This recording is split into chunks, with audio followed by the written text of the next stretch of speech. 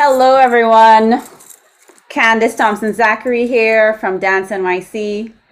I'm happy to be with you today. So I'm the Senior Manager of Programming and Justice Initiatives at Dance NYC. My pronouns are she, her, and I identify as a Black, non-disabled woman of Caribbean heritage. Today, I'm wearing a pink sleeveless blouse with ruffles. I have brown skin. I have brown faux locks that are hanging down. And I'm wearing diamante earrings with pink backs. I'm in my living room in Brooklyn, New York, the land of the Lenape and Canarsie people. My living room is blurred because of the Zoom background, but I have a white couch to my right. Please take a moment to let us know in the chat the Indigenous lands where you are currently tuning in from. If you don't know, we'll drop a link in the chat that will help you find it. Thank you for joining us today for Oceanic Currents, Indigenous Pacific Islander movement artists, the second town hall in our 5-part Redefining practice series. As we are at the mercy of technology, we invite you to extend us grace for this evening's event. For those of you that are new to Dance NYC, this organization delivers 5 core services to the field: advocacy, action-oriented research, leadership training and convening, technological resources through our website, and grant making. You can learn more about the organization at our website, dance.nyc. Tonight's program features ASL interpretation from Sign Nexus and closed captioning services from the Viscardi Center. A link to the closed captions is available in the chat, and they can also be toggled on using the CC icon at the bottom right-hand corner of the YouTube video player. Speakers will visually describe themselves when presenting, and we will also post speaker information in the YouTube chat and on our website. Feel free to share comments you want to share with the community in the chat on YouTube. Dance NYC moderators will be there interacting with you. Today, there will be no time for questions to the presenters. If you do use the chat, we invite you to click on the 3 dots of the chat box header and select pop out chat to make it easier for you, and to change your settings from top chat to live chat to ensure that the messages appear in chronological order. If the chat box is not accessible to you, please use our voice-only hotline number at 212-966-4452. Again, that's 212-966-4452, extension 1, to submit your comments. Of course, we hope that you'll help us to grow the reach of these conversations. Feel free to repost the YouTube link onto your Facebook pages and let your friends and family know on Instagram and Facebook that we are here. You can find us at Dance NYC on Twitter, at dance.nyc on Instagram, and on Facebook at dance/NYC. We're using the hashtag today, Redefining Practice, and hashtag Dance NYC Live. I will now share our community guidelines and read our land acknowledgement. Dance NYC's community guidelines, which are now in the chat, are a living commitment and may grow or change to reflect our learning. If you have feedback on these guidelines or about our programming, we invite you to share them via the post-event survey that will circulate after the event's over, or you can email us at info@dance.nyc. Upon participating in this event, you are entering a virtual space of learning, reflection, accountability, and respect that is based on Dance NYC's values of justice, equity, and inclusion. This means that all of us here in Zoom, on YouTube, in the chat, agree to share opinions, challenge perspectives, and engage or debate respectfully, acknowledge and course correct if harm is caused, honor everyone's personhood and humanity, and not tolerate speech that is disparaging, abusive, violent, or intended to defame someone's character.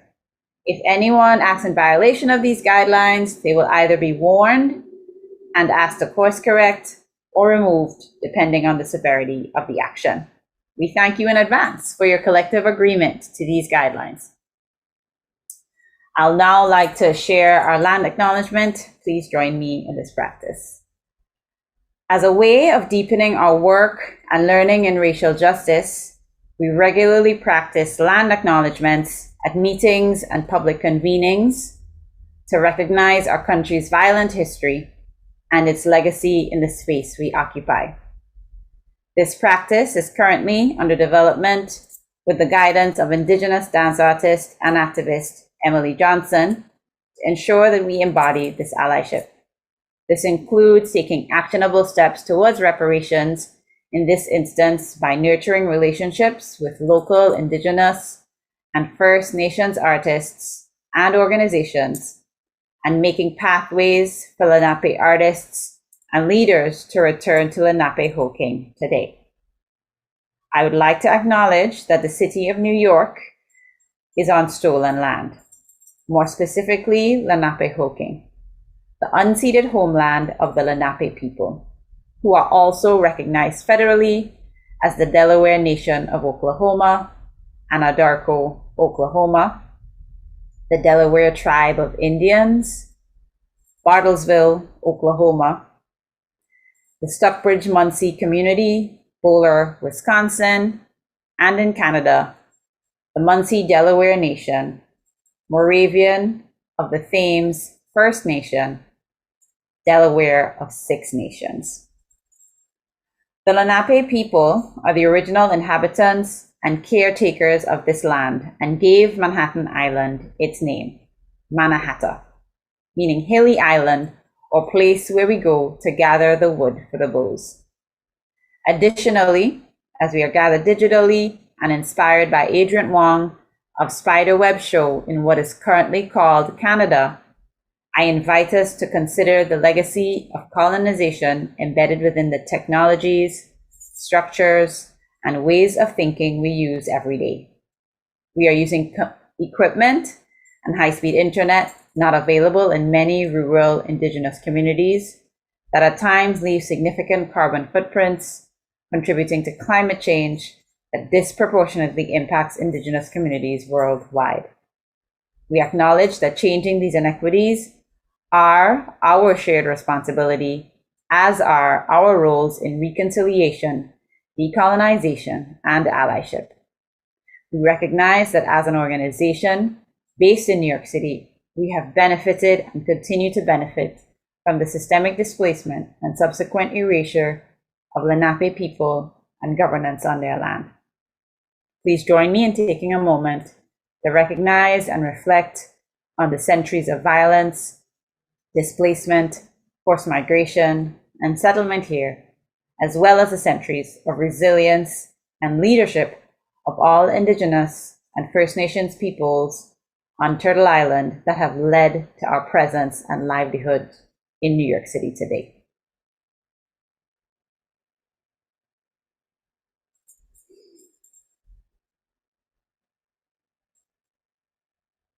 Thank you.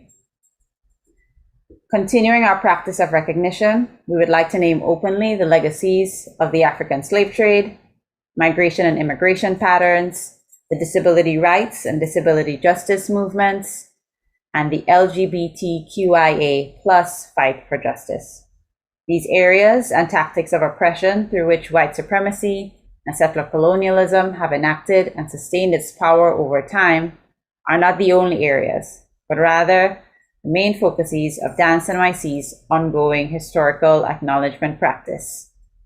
We have continued to witness, as a nation and city, the palpable impacts that systemic racism has on the lives of Black and Indigenous people, peoples of color, immigrants, disabled and immunosuppressed people, LGBTQ+ people, and people living in low-income communities impacted by COVID-19.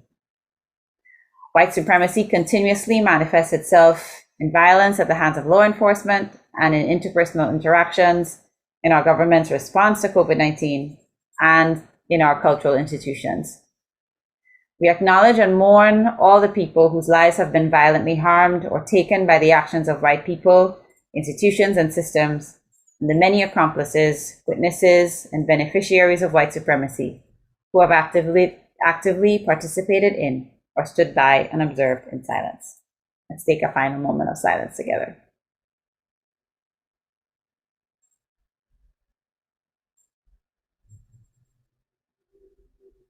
Thank you for joining me in that practice.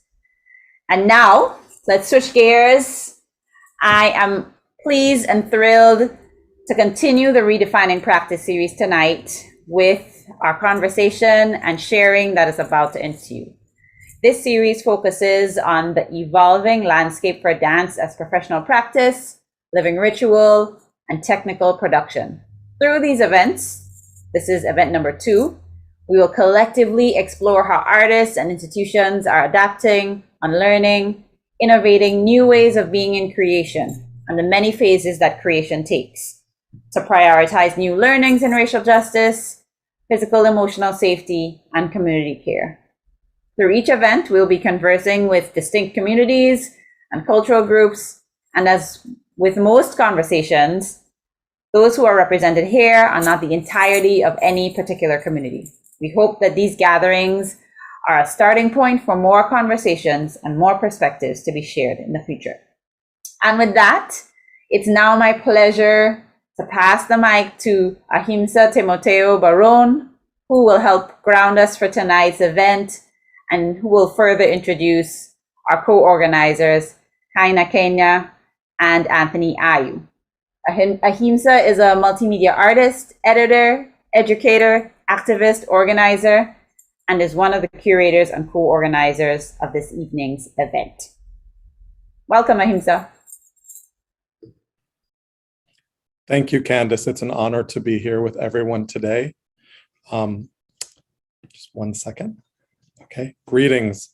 Profound gratitude to my co-organizers and presenters and the indigenous nations, Muskoki, Cherokee, and Osage, from whose tri-section of territories I'm speaking today. And I also want to give thanks to Haudenosaunee, Lenape, and surrounding territories and communities back home. Welcome to Oceanic Currents, Indigenous Pacific Islander movement artists. My name is Ahimsa Timoteo Barón. I'm a multimedia artist, editor, educator, and activist organizer. I use he, him pronouns. I have long hair, glasses, and I'm wearing a brown t-shirt. I'm sitting in front of a virtual background of dark lit earth and space.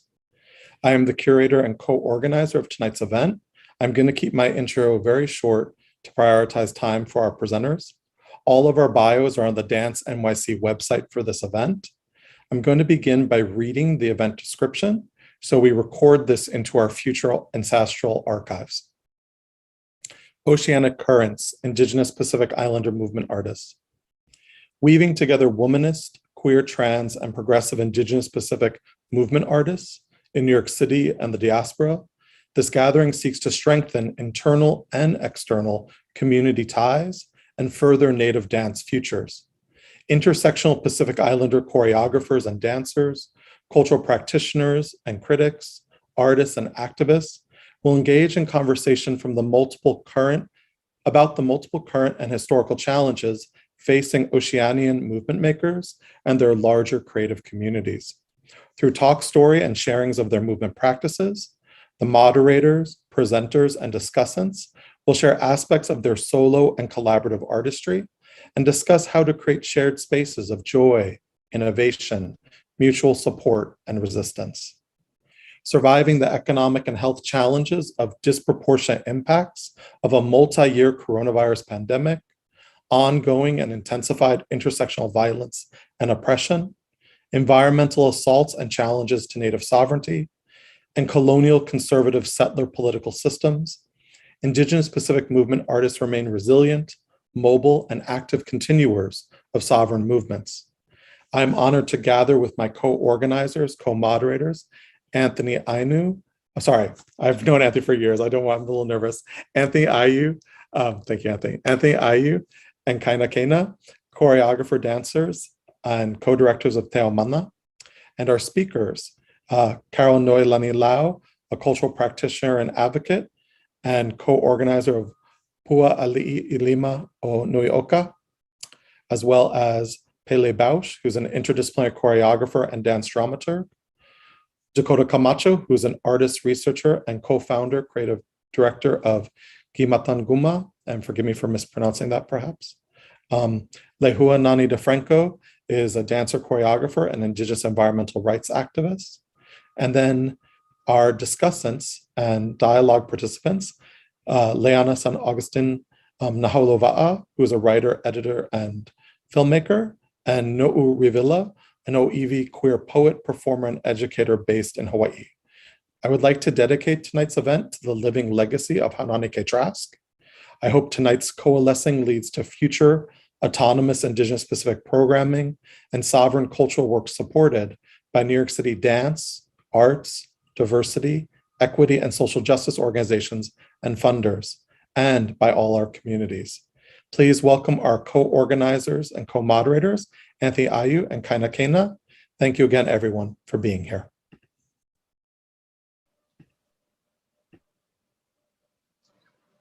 Hey, aloha mai kako, yaoranai maiva, talofa lava. My name is Anthony Ayu.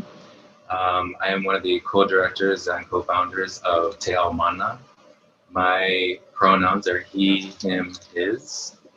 I am currently in Brooklyn, on the territory of the Lenape people. I'm a non-disabled male with brown skin. I am of mixed Polynesian, Asian, and European descent. I am wearing a red and black t-shirt with the symbol of the Polynesian people on the left breast of Tahiti. I'm also wearing a bone-carved necklace with coconut twine. I have black pearl earrings, dark hair, and a stern face, but a very warm heart. Aloha mai kako, o kaina ko inoa, no hilo mai Hawaii mai au. Aloha everyone, my name is Kaina Kena. I'm from Hilo, Hawaii. I'm currently in the lands of Lenape Hoki in Brooklyn. My pronouns are all, she, her, hers. I am a native Hawaiian Chamorro mix, Wahine, female. I am wearing a black Kukulu Protect Mauna Kea t-shirt with a green woven tea leaf lei.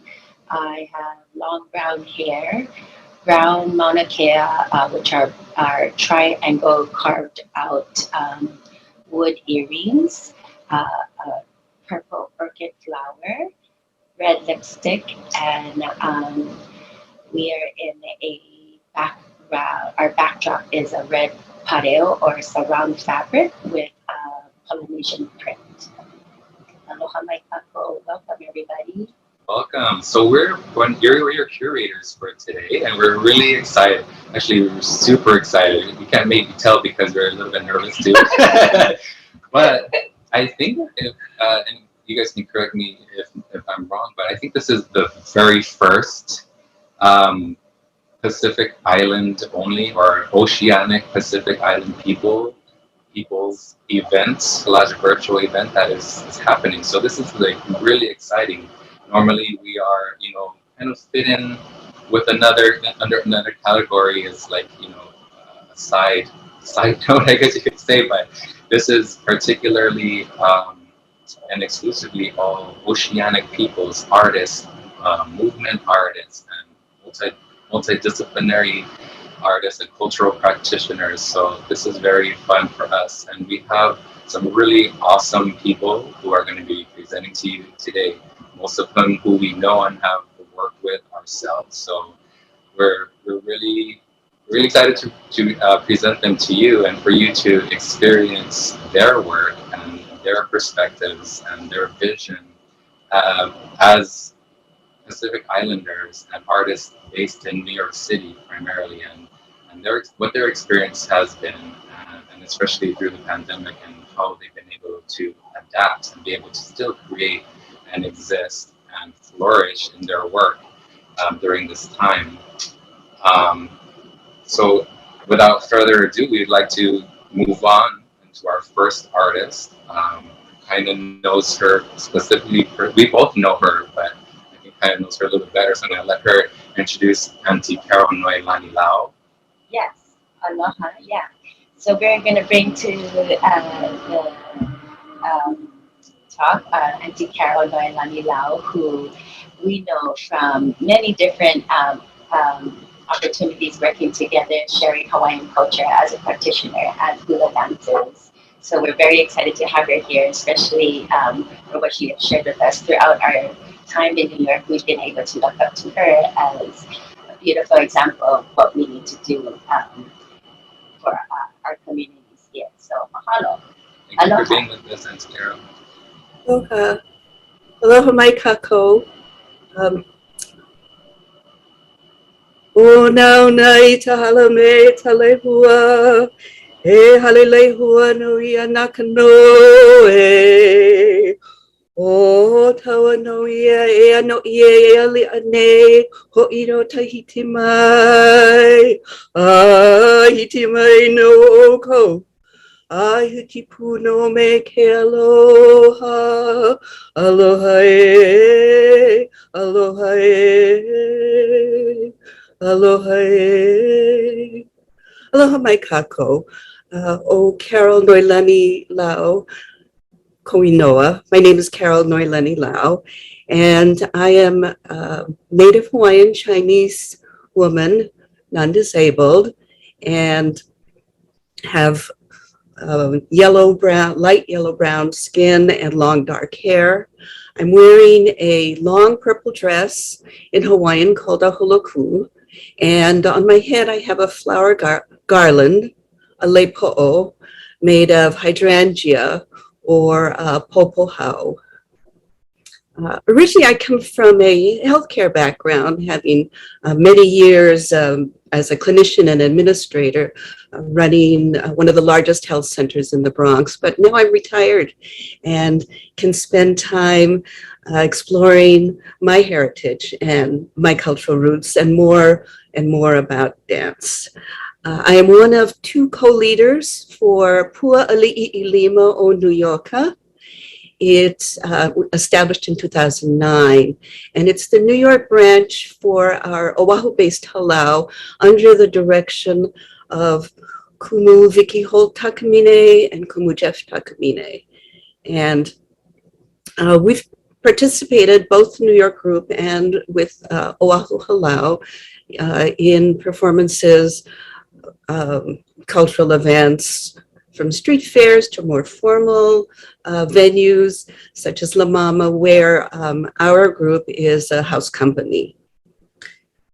In thinking about these changing times, it's really been a challenge to continue dancing, and we've done pretty much everything on Zoom the last few years.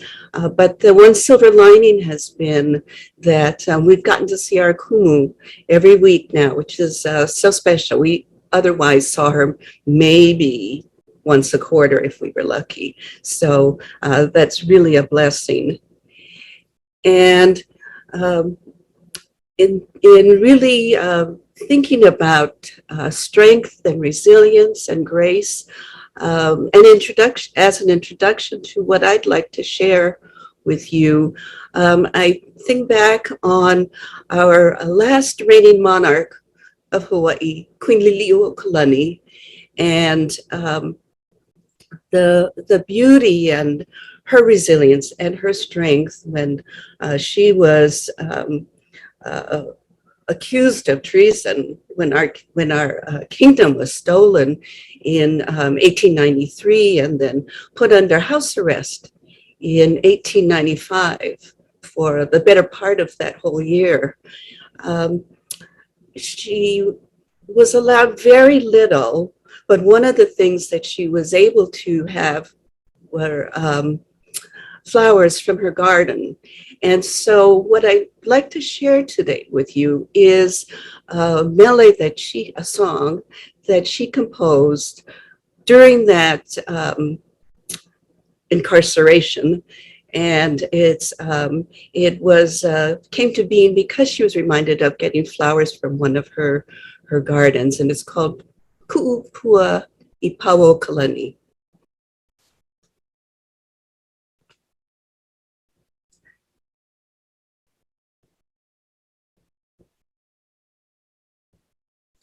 Wait a minute, I'm queuing it up.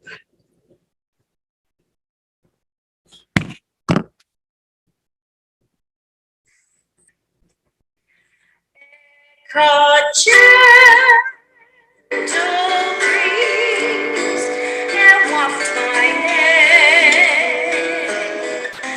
Oh, holly, olly, oh, Mayana ya Eku sweet, never fading flower.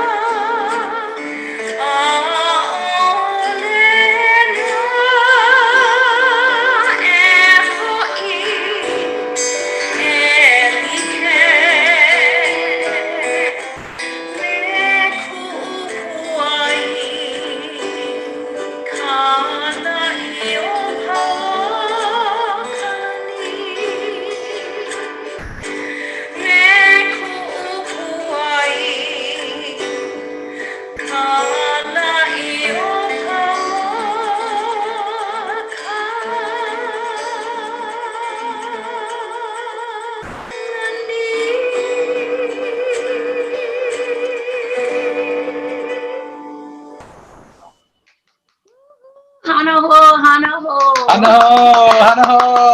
I wish we had more time to do an encore.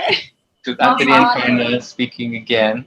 Thank you. Oh, beautiful hula auntie. And I'm glad you stood up to and dance so we can see your beautiful holoku and your full garb and nice lepo'o. How was it dancing in your living room? That's part of like the pandemic experience that you had stuck with a little bit. Tripped on the rug. No. No, I do miss the hey alo though. That's something that we don't get too much opportunity now, but maybe soon. Maybe soon. Ah, beautiful. So I actually was curious because I never really knew how Puali'ilima started in New York City. So I was wondering if you could tell us a little bit about how that came to be back with Auntie Vicky. Oh, sure.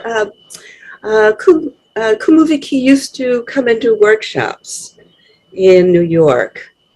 And there were, actually, I went to school with Kumuviki at Kamehameha. So her sister was in my first grade class, and she was a year or so ahead of me. So I knew of her, but I went to some of her workshops, and with Roberta, we gave her a ride to the airport one day and wanted to find out about hula opportunities. And she said to us, "Are you asking to join our halal?" And I had taken it back and said, "Oh, we'd never be so presumptuous to do that. I just want some information." But then then we joined halal, Roberta and I, and we're learning. Just whenever she came to New York, we would learn a little bit from her, separate from workshops. But hula is about dancing together and sharing it. So in 2009, we opened up and different individuals joined. Some have come and gone. Some have been with us since the very start. And people find us somehow. We're not, sometimes people ask in Honolulu, or they know somebody who knows somebody who dances. And so over the years, we've evolved, and it's the backstory. Awesome. No, that's really good to know. And we're always so appreciative because, I mean, when I moved here, I don't know if it was the same for you, and I know maybe for Kaina, but I felt like there wasn't a whole lot of Hawaiian, Polynesian, Pacific Island opportunities or things to get involved with. And I'm like, where's my people? Or even halau, hula organizations or Hawaiian organizations, but not a specific halau or hula school, you know. So, that was really beautiful to see come to New York City. Right. Yes. Thank you so much for sharing and for the beautiful hula and a little bit of backstory. I wish we had more time to just like story a little bit more and just pick your brain and hear. Can I say one thing? I did want to mention that it was Claudia Goddard who made the recording that I danced to. So I just wanted to give credit to her, and then to also say thank you to everybody. I feel such a privilege to be with all of you artists. Everybody's so talented. So thank you. Oh, we're so happy to have you. Thank you so much. Does anybody else want to chime in on anything? If not, we'll move forward, keep the program going. I just want to chime in on your point that, you know, pretty much until they came, there was hardly anything happening in New York City. Like, I grew up here, and it was such a big deal in my childhood when like anything Hawaiian happened. My mom would like take me over, you know, and so there were just so few opportunities to learn anything. I feel like, you know, going back to your point, that makes this event really exciting. Yes, thank you for reiterating that. That is a big deal, and for us, like, that's been pretty much a huge part of our mission is to continue as Te Aumana, to bring more attention to our culture, our heritage, to provide opportunity for the people that are here in the city and that we have met to have somewhere to go and with people and just be in community together. And so this is like really important to us because we want more, we want our voices to be heard. We want our stories to be told and by us, you know, not just anybody. And so I appreciate when we do see people and who are dedicated to the craft, the art, the ritual, the form, I like in halau. So that's so awesome. Thank you so much again, Auntie Carol.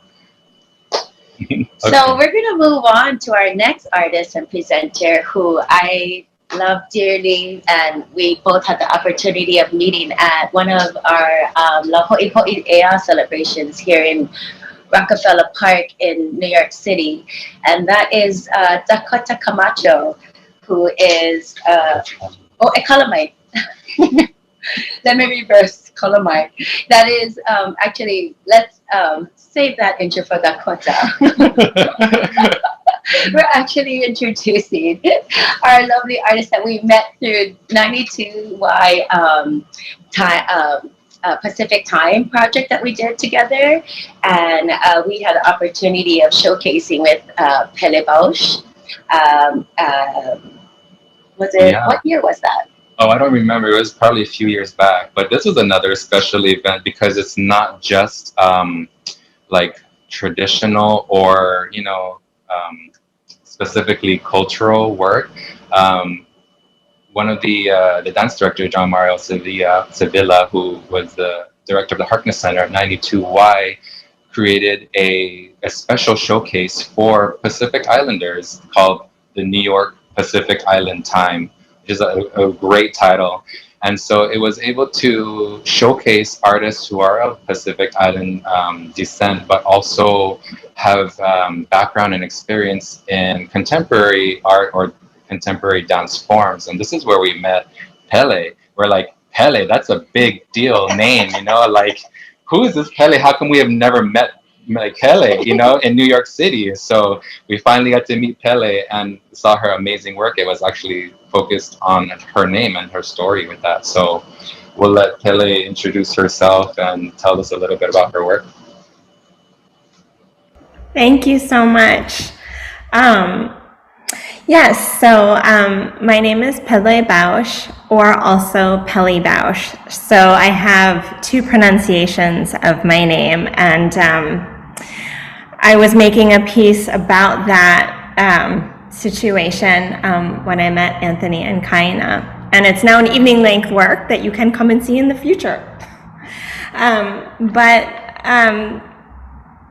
Pele is what my mother calls me, and Pele is the Hawaiian pronunciation, and I like both. I am a non-disabled cis woman using she, her pronouns. I'm a mixed race person. You can't really tell that I'm part Hawaiian. I have dark curly hair and light skin. I'm wearing a gray shirt and a dark blue navy shirt. I'm in a dance studio. And behind me, there are two paintings by Tony Candido and a window. This is in Lenape, Hoking, on the land of the Lenape people. And outside of this window is the Chetemuk, the river that flows both ways. And it's wonderful to get to work in this studio. I'm gonna share a recording that I made over the weekend of an improvisational practice that I've been doing this year. Let me get it out for you.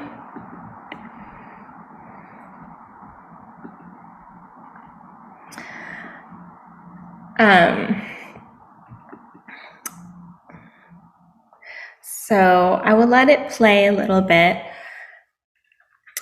Normally, I like to do this to whale song, this particular improvisation, but YouTube thinks that that there are copyright issues, so I can't play the sound right now. But if you want to hear the sound, the link to the video will be in the chat, and you can hear the beautiful humpback whales. There's about 3 of them doing a call and response to one another. The purpose of this improvisation is for me to find a place that is halfway between hula and modern dance.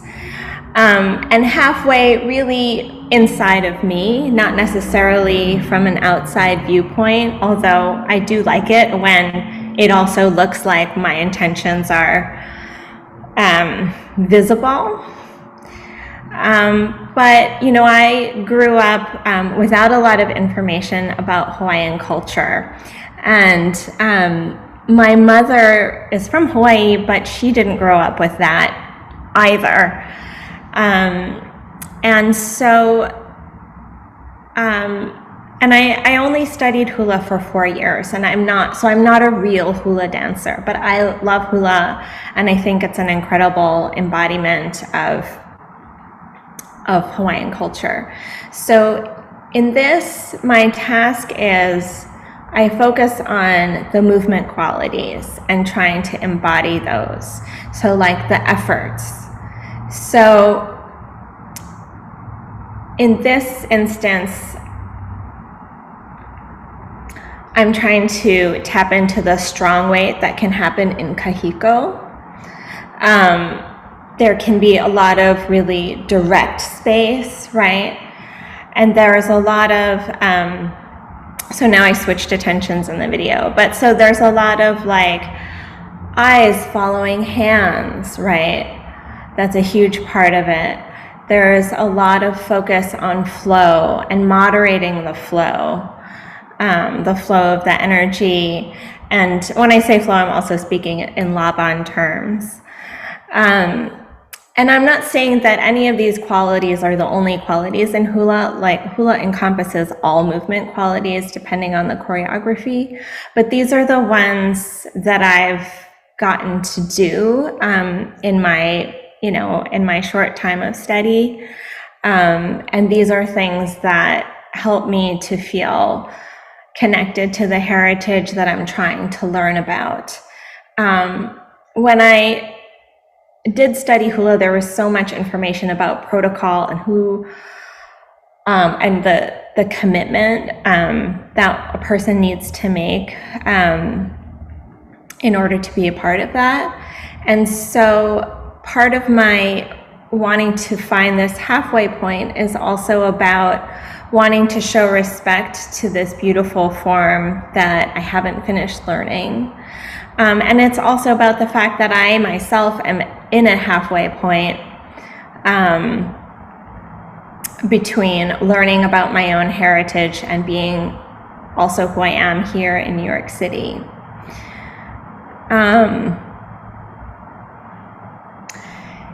In this instance, I was trying to embody this very declarative part of hula. I feel like both hula and oli have this really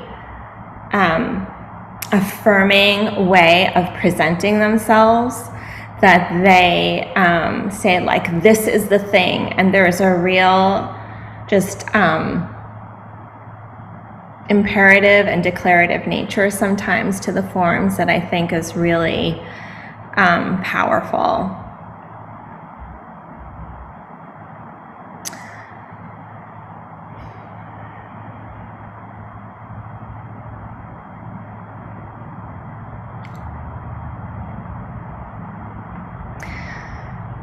When I do this improvisation, one of the things that I also try to do is to have times for listening. So like the first, 4 minutes, there was a lot of moving, a lot of flow, a lot of lightweight, right? And trying to pay attention to the energy that I see when I watch hula.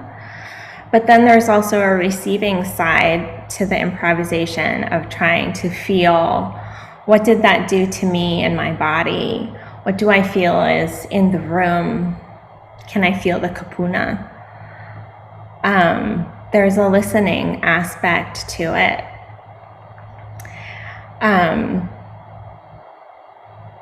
some of that has to do with the choice to do this improvisation to whale song. It was something that I just kind of thought of what I thought was randomly, but really, you know, whales and humpback whales that I was particularly listening to, they sing across entire oceans, and they migrate, right, really far. So just like my mother migrated from Honolulu to New York City, you know, whales also migrate. And then they're so social, right? They're singing to one another, and they can sing across entire oceans. I know I'm repeating myself, but still, like, that's amazing. And so with this improvisation, there is this imagining of, you know, how far can my dance go? And, you know, dancing to Hawaii from New York City and dancing out that window and, you know, trying to have an exchange of energy. And in particular, I was doing this practice, and then I started working with a fellow dance artist who's based in Minnesota, Kealoha Ferreira, and she's also Hawaiian. And we were doing this together. And so we were doing this practice and saying, like, can we feel one another from so far away? And after the first time we did it, we came to the computer to talk about it, and the first thing she said was, "Oh, it's really nice to do that with someone else." And I was like, oh my God, she's doing this too. And then I thought, well, of course. And so part of me is thinking, well, maybe there's a lot of dancers that do this, trying to merge whatever their, you know, home art form is with a Hawaiian art form, whether it's hula or painting or whatever. And so I thought, you know, I don't know, could people, if you're listening and you do this form, like, write in the chat, like, oh yeah, I have my own version of that improv, because I could imagine that kind of everybody's doing it. Because I feel like it just embodies this, what my experience is as a person in diaspora. Cool. Oh my goodness, thank you. That's like, okay, there was a lot just in the video. You were speaking, and then of course with that last statement, I've also, you know, tried to do the same thing. So I guess my first question or response with you there is, what is your approach to I guess merging the two? Because you did mention this idea, which kind of stood out to me, of imperative, you know, being imperative and declarative, these movement forms, these movement vocabularies. And so I've definitely been in that situation where, yeah, sometimes it's imperative for you and for me, and then sometimes it's very declarative. But also, I just wanted your perspective as how you approached merging the two forms. It's just my own curiosity. Anyone can also chime in. Yeah, it started with a few years, truly years of thinking about it and being like, am I allowed to do that? Will I get fried? You know? I really thought about it for literally years before I was willing to go to the studio and try any connecting at all. And then it just, I think, eventually the desire just overcame the fear. Yeah. Beautiful. I noticed a lot of flow in your work, and a lot of what you were mentioning about, you know, the intentions, or I can't remember the word you said, but the intentions or initiations of movement. No'u commented a beautiful thing about the merge, a place where freshwater and saltwater meet, meaning, you know, mulivai, and these are, like, again, two different voices, I guess you would say, if you want to look at it in terms of language and how languages kind of come together and merge. Actually, can we ask No'u if No'u would like to share more expand on that? Tell us. Mahalo. Pele for sharing your improvisation. So I'm Mo'o, so I'm Mo'o on my Tahitian and Oiwi side, and water is very important. Vai is very important in our language, and you described your improvisation as carving a space halfway between hula and modern dance. And for me, that sounds like mulivai, where the ocean meets fresh water. And the mulivai is not the in-between we recognize as its own substantial place, this generative place. And I just wanted to ask, how does water shape your work or your approach to work? Oh, well, one thing I have to say is it's great that you're saying that, because that water action is happening out the window right here, right? Because facing the harbor. But it has, I feel like the movement of water has been a huge inspiration for me over time. I mean, it's the curving that it does, and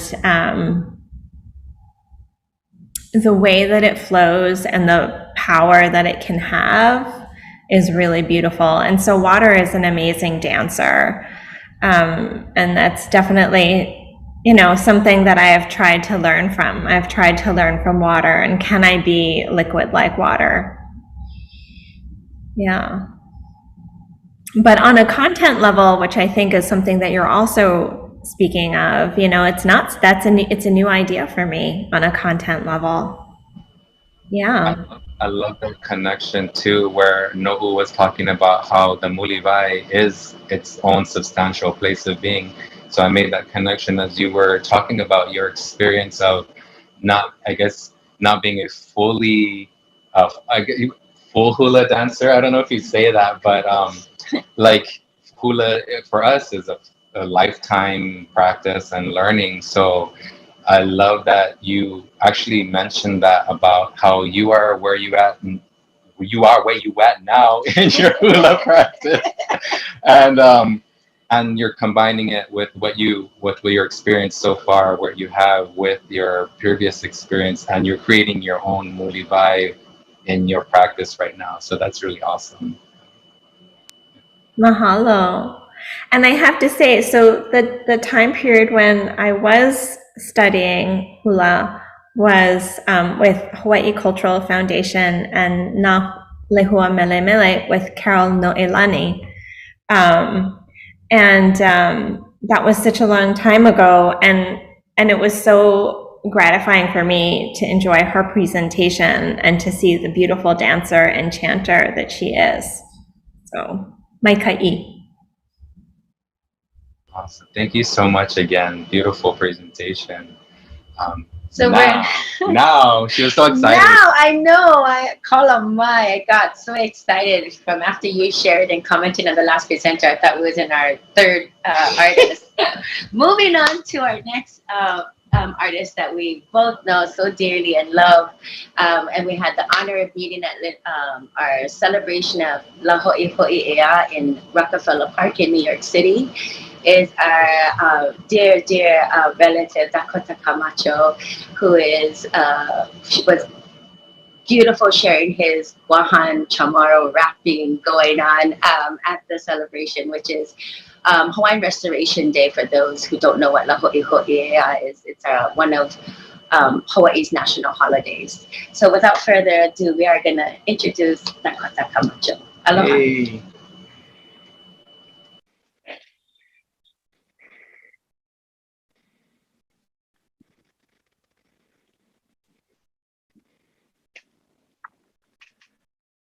Hanago mogupujo, gilang huasu. Ipangata, nui minaulit na pinatu. Tu malay jujan himen yang nau.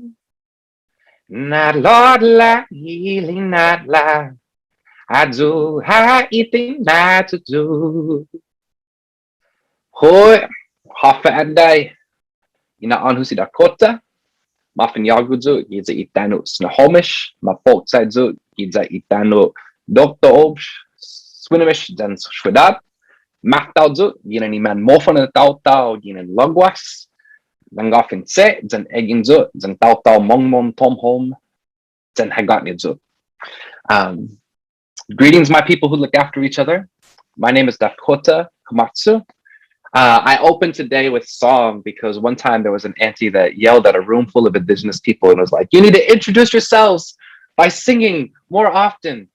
And so now I do that because I think about her and I think about what the power of song can do as a way of getting to know each other, of getting to know the vibrations within each other's hearts.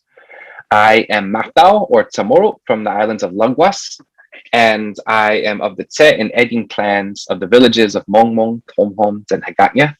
I was born in Snohomish territory and raised in Swinomish, Shwedab, and Doltha Obj territory. I currently reside on top of this hill that has been known since time immemorial as the Shoot Seed. If you're from the south end, you call this Beacon Hill. Behind me, there's a lake that they call Eating Monster, and that wraps around through a river that connects it to the Salishan. And all around me, there are these ancient volcanoes. And there's one very large one over there called Dakobid. I am brown-skinned. I'm very handsome, as my nana would say. I'm wearing a hat that has a Matao symbol on it. I'm wearing my cousin's very fly Alupai earrings, which match my black shirt with blue Alupai print. I'm wearing the Sanahi, piece of tigam, and another alahas here that carved by Hilaan, by Veronica Solis and Angela Santos. Behind me is my room, and you'll see a guafak or a woven mat and a bamboo apiao, as well as a tile hanging from my ukulele and a whiteboard. I'm really blessed to be here. I'm a former resident of Lenape Hoking, where I did an MA in performance studies at NYU. And I think that movement is such an essential way to understand our reality because all things move. Movement is the vocabulary of the universe. The universe is in a constant dance. And I believe that dance is one way for us to grow our understanding about the universe, to grow our relationship and to deepen our connection with all that is. I am inspired by my ancestors, our ancestors knowing. And if you are Matao or Chamorro, then you come from a people whose lineage of dance was interrupted in many ways. As far as we know, most of our traditional dances we put to sleep during the Spanish colonial period, and there's been a period of awakening. And in this period, there has been many different methodologies that have surfaced. And I am really curious about how to grow one that that speaks to our ancestral knowledge and finds a way for us to bring alive something inside of ourselves through ourselves to the people. And I think that the language, I believe that tradition and traditional dance is very rich. Protocol is very important. It surfaces an ethical way of engaging with the universe.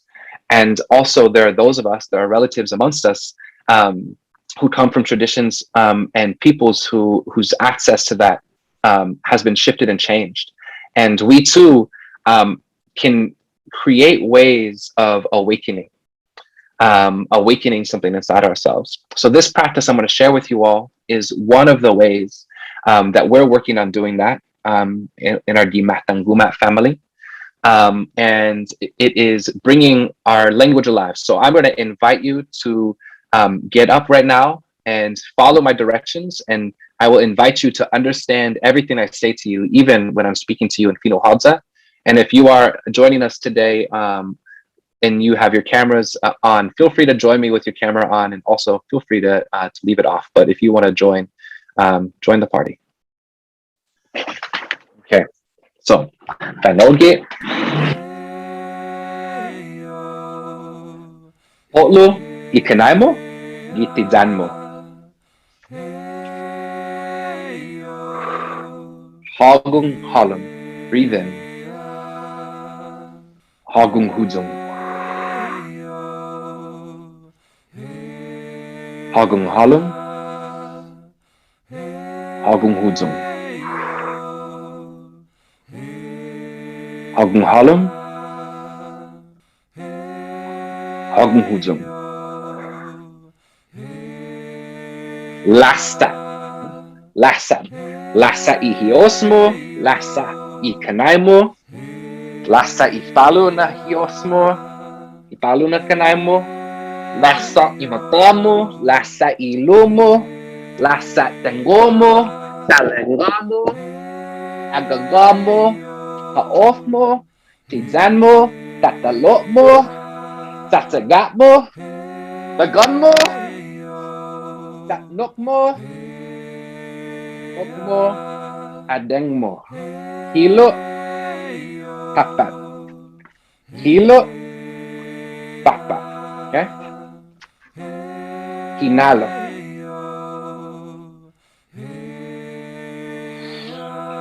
Hujung. Hinalum. Hujung. Hinalum. Allow yourself to get in touch with the hinalomo, with your intuition, your senses, your feelings. Not hujung. Creation, outwardness. Hinalum. Hujung. Hinalum. Hujung. Hinalum. Hujung. Maulik. Maulik. Okay. Ulu. Dogan. Ulu. Dogan. Zenzong. Idaganmo. Zenzong. Idaganmo. Zenzong. Zenzong. Zenzong. Zenzong. Zenzong. Okay. Zenzong. Zenzong. Zenzong. Zenzong. Zenzong. Zenzong. Papa. Hulu. Papa. Hulu. Papa. Hulu. Papa. Hulu. Papa. Hulu. Papa. Hulu. Papa. Hulu. Knowledge. Akagwe.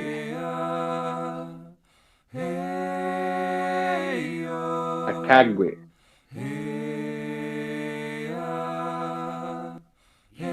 Kalantan kulung hilitay. Akagwe.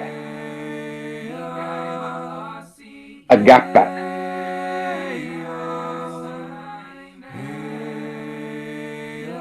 Agapa.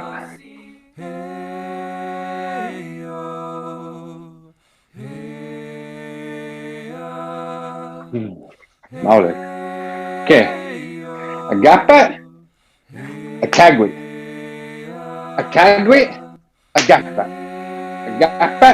Akagwe. Akagwe. Agapa. Agapa. Akagwe. Akagwe.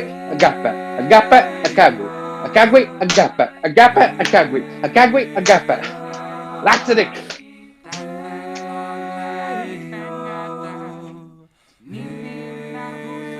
Hilitai. Hilitai. Hilitai. Hilitai. Hilitai. Hilitai.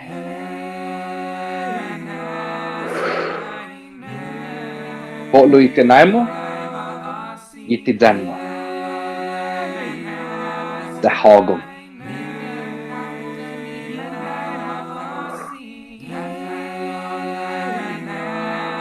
Hagong.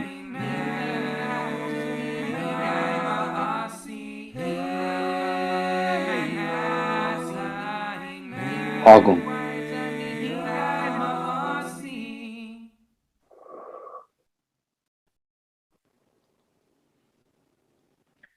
Maulid migai ma'asin. So this is the part where we slow down and we ask the people, so now, how do you feel? Oh, we needed that. You lasted our spirits, you know, and you couldn't hear us, but with snapping with all the gems he was throwing out from the from the get go. Or like, yes, yeah, okay, yeah. I just want to make a comment before moving it into the space for the others to make any feedback. But I just want to mahalo you because you are one of the brothers that helped me reconnect to Guahan and my Chamorro side, especially hearing you speak in the language. Mahalo, and also for being there to create a movement for our peoples to have something to connect to. Because yeah, the movement is there, and we know it's there, and it's transitioning in this action. So mahalo, brother. Aloha. Duncan Masi Dakota, that was amazing. And when you were starting to talk about awakening, what has been put to sleep, I was sort of curious what that looked like. And as I was off camera doing the dance moves with you, you know, I realized that language has so much to do with that.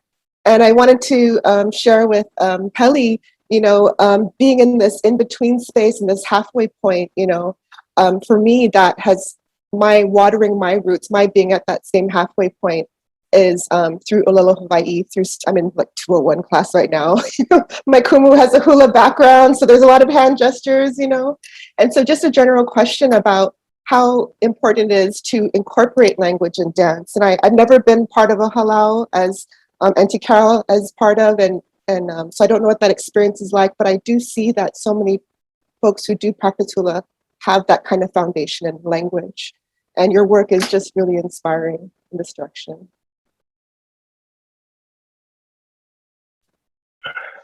Yeah, one of the reasons why I want to bring these worlds together is I'm always trying to create a way for our language to be relevant to us, right? And particularly in an everyday kind of way. This practice that I'm sharing, for me, honestly, afterwards, I just feel so much better afterwards. And it's that simple, you know? So can I share this practice so that my people can feel more grounded? And then not only that, you also just feel more confident because you're like, ooh, I had my language practice in today, you know? And you're just like, yes. It also teaches you, you know, simple words and concepts, you know, akagwi, agapat, left and right, papat, hulu, down and up. You know, ulu, very important space, your head, but your dogan is also very important. And your, you know, basically every Chamorro's favorite word. But hinalom and nahudzum. So there's also a coding of some really that can be esoteric knowledge about our language. So that space of hinalom, it literally means the thing that's inside. And in our language, it also translates to your intuition, your senses, and your feelings, right? And outwardness, that next movement, nahudzum, is another word for creation, right? And so this tells us that the process of creation, and it's very much related to what Pele was talking about, is moving that from that inward space outward, right? And so to me, introducing language is actually an opportunity to meditate and to revelate, and to allow interpretations to enter into that space of hinalum and nahudzum. Which I'll share one last piece that's connected to that, which is that our word for wisdom is menhalum, which means to dwell inside oneself a lot, right?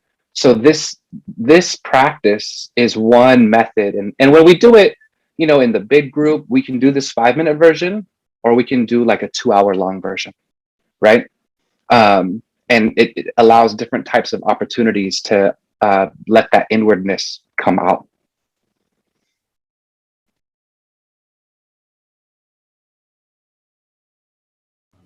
Mahalo nui loa. That was just beautiful. And I was recognizing all those little words that I did know. And I was like, I think he's doing the body parts. So mahalo for that. Yes.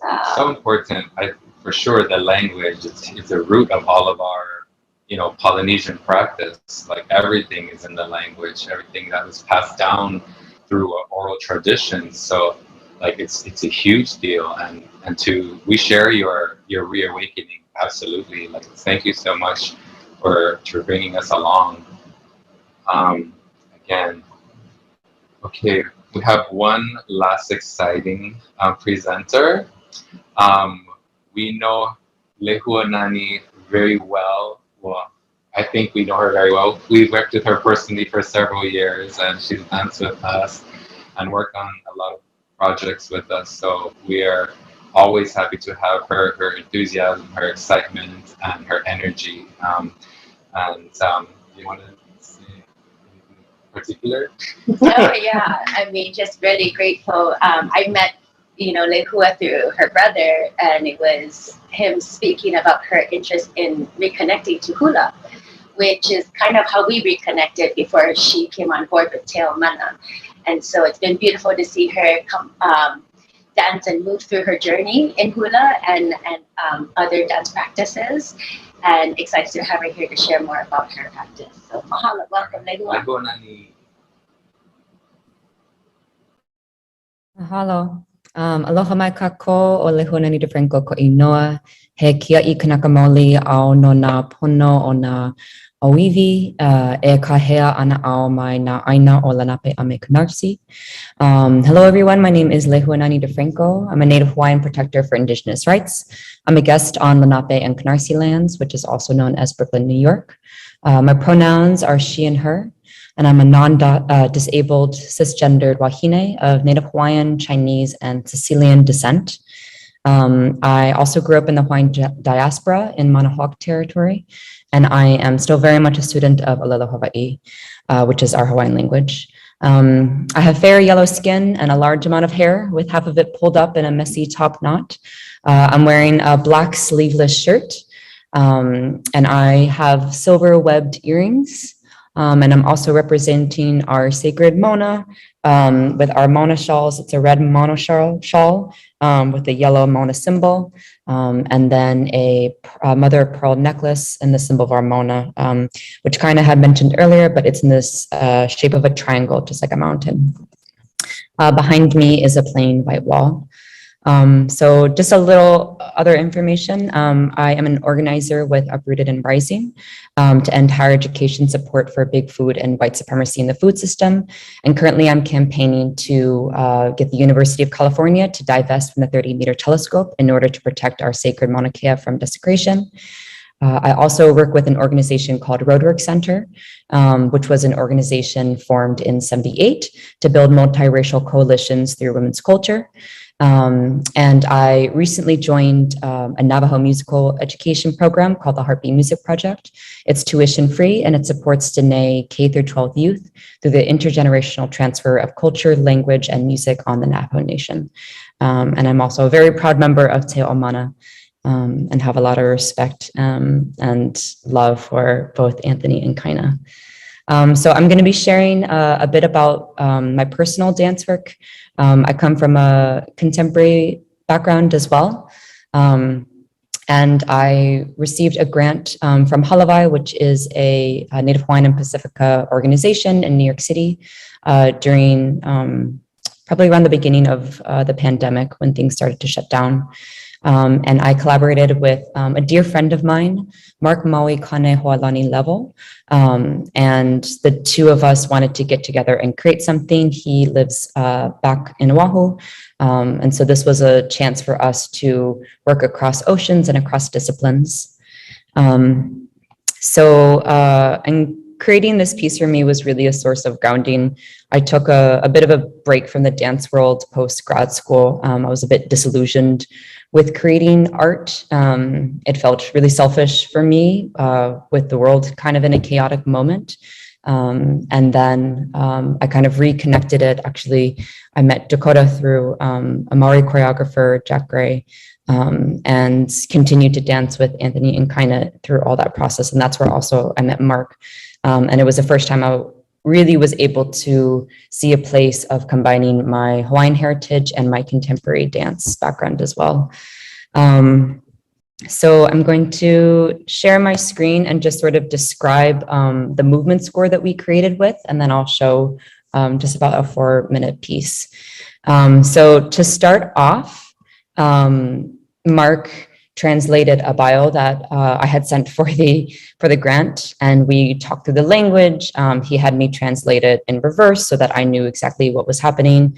For me, when I like to choreograph things, I often rely on words and poetry, or I'll but I'll ask a friend if I can have some of their writing so that I can translate it, move some of the words around, and create new language. And then I will create from that. I find that creating from words and language really helps me to structure it in a manner that I am used to. I did a lot of movement score work when I was in grad school. And so when we started this process, a lot of it was about how do we translate English to Hawaiian, Hawaiian to English, and what does the word translation mean? It's really more of an interpretation, less of a translation, because it's so hard to actually get the mana'o or the knowledge behind a culture if you don't understand the language. And so as a student of Olelo Hawaii, that has been something that I have been really passionate about, knowing the flexibility of language and the different perspectives that you can have. So as we started to go through these different translations and interpretations, I also sent him an improvisation. And through that improvisation, he picked out different olelo no'e'aus, or Hawaiian proverbs that came up in his head while he was watching these dance improvisations. So those sort of became two sections, two different pieces. And as you can see, he sent some images to really describe exactly what he was seeing when he was viewing me dance. Through these different olelo no'e'aus, we spent many, many hours talking about all the mana'o or knowledge behind them, all the stories behind them, where they came from, and what they meant in his life, and how he sort of wanted to translate that into a new dance piece. So we reorganized them, and what I did was I took the different images, different elements, different directions, or different actions, and put them into different categories, as you can see. And eventually, I'll show you the end product. These are the two movement pieces that it created. So there's a side 1 and a side 2. And the colors coordinating mean that it's all the same word. So when I put each of these olelo no'e'aus, or each of these words to movement, I created 2 different dance pieces and then recorded both of those and put both of those videos side by side. And when you're watching those videos, I'm in a duet with myself, but certain parts will line up with each other. So what we really wanted to create was that language is very, very different, but also the interpretation and translation can also be the same. So I'll show it now. I don't want to take up too much time. I can talk about movement scores forever. So I will share my screen for the video now. And there's no music, you just see me in my backyard. I'm wearing a black shirt and black pants. My hair is very similar to what it is now.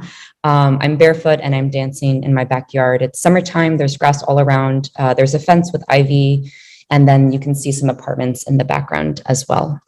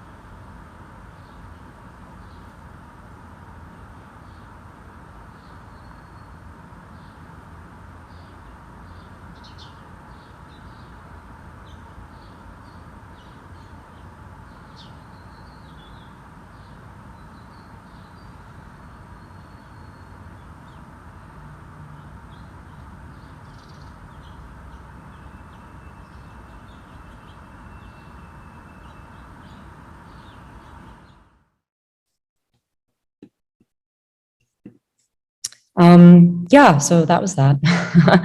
And again, I think that I was really surprised with how much I needed to dance in a moment of chaos during the pandemic. I shouldn't have been surprised. But I think just juxtapositioning those two experiences of stepping away from dance and then returning to dance, I think the link between those was being able to have access to my culture in New York City. And again, I think a lot of that is a tribute to a lot of the folks who are here, because they created these spaces where we could really feel like we had a connection back to Hawaii when we're so far away. So I give a lot of gratitude to the Kapuna and to the Kumu and our aunties and uncles. And I'm kind of loving this like Auntie Kaina, Uncle Anthony TV show thing. I think this needs to continue in other forms. But I just want to give my deepest mahalos to all of you, because I really feel like I'm able to expand from everything that you have done in New York City.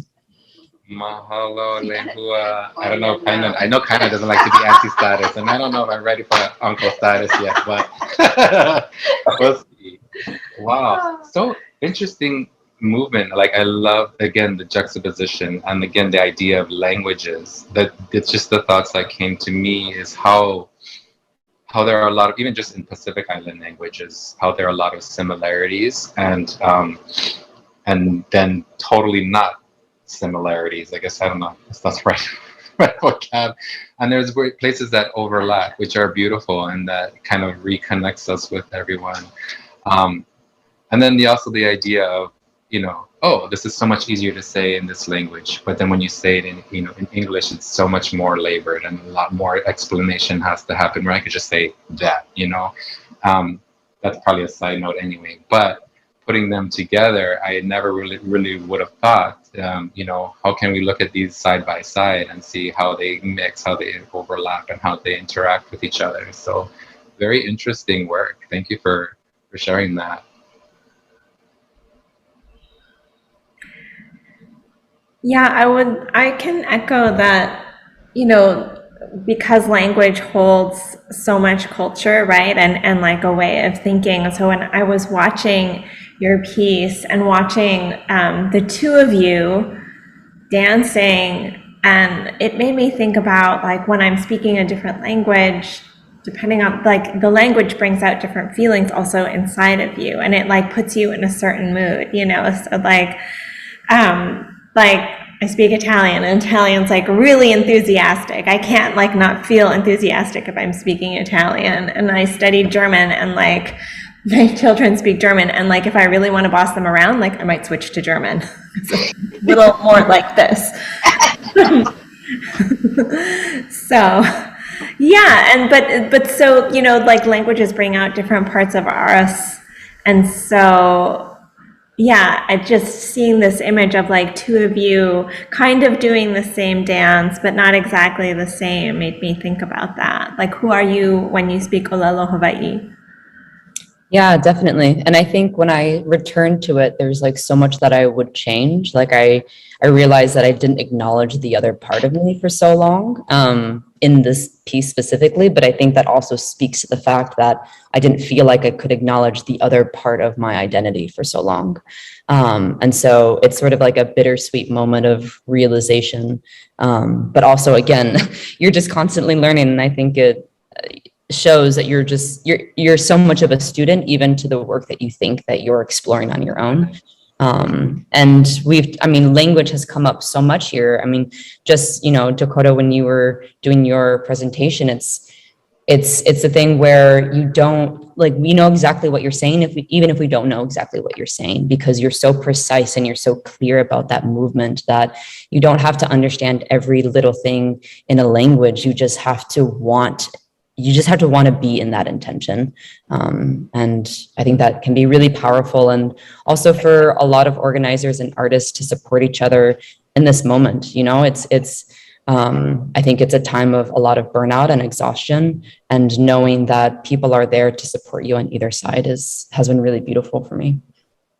Yeah, I want to say migai ma'asi to you, Lehuanani. I think this is such a powerful way to kind of close this arc of creativity.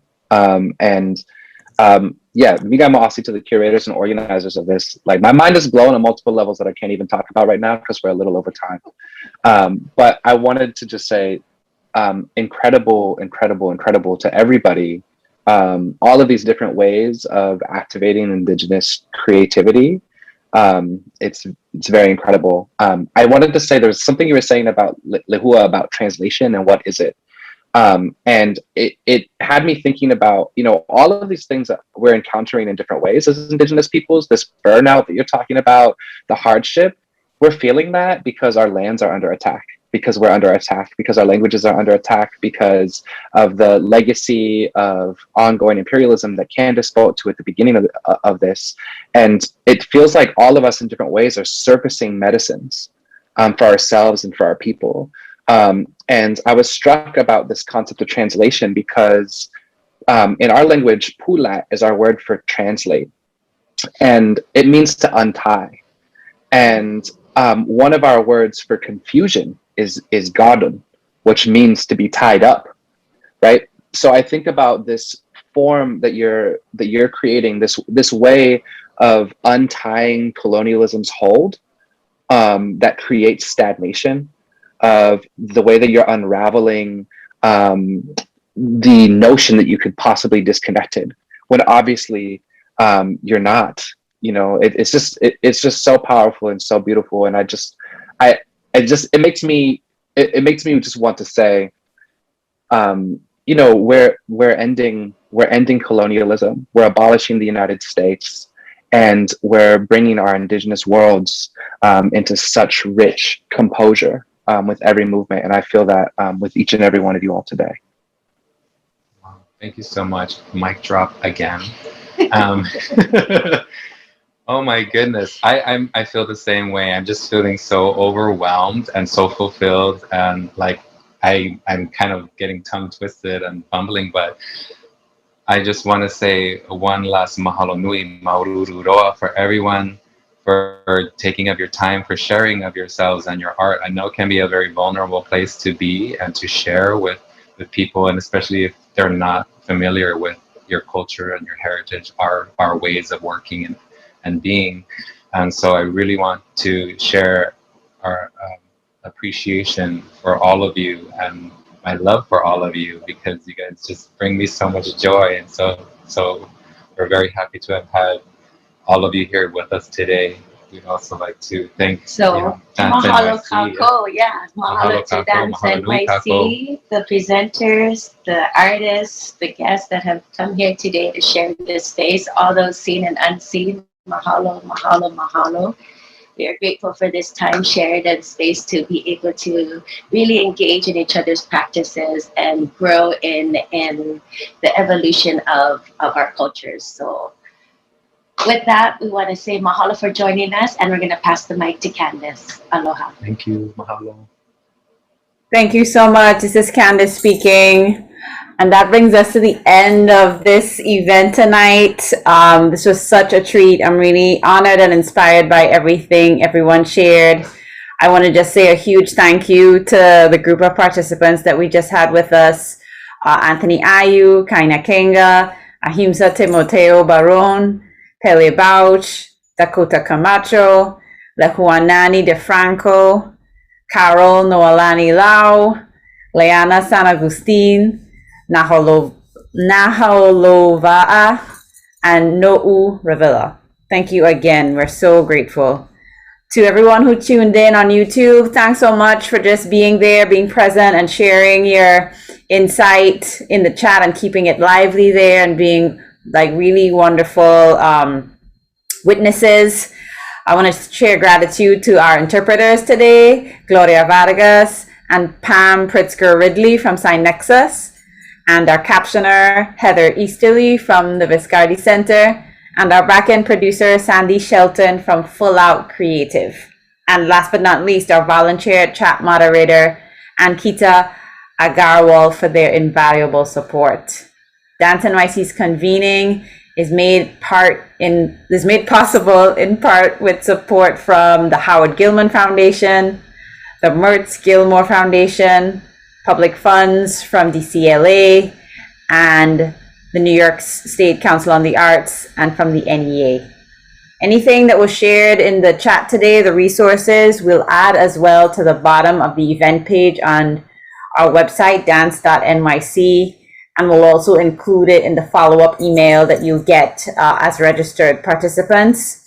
And of course, this event will stay up on our YouTube for future reference. If there were people that tuned in today that wanted to tune in today and couldn't join us, please forward the video onto them. If you're still here, please fill out the post-event survey so that we can know how we did and how our programming can best serve you. And lastly, tune in next week. Next week, Wednesday, we are moving on to the third conversation in the Redefining practice series called Dancers Protecting Their Labor. This dialogue unpacks workforce experiences of dancers across genres and those who champion livelihoods in dance. So we're bringing together dance workers and advocates to talk about their range of perspectives from a labor standpoint. So RSVP, tune in next week. And we are happy that you spent your Wednesday evening with us. Thank you again, and good night, New York City Dance.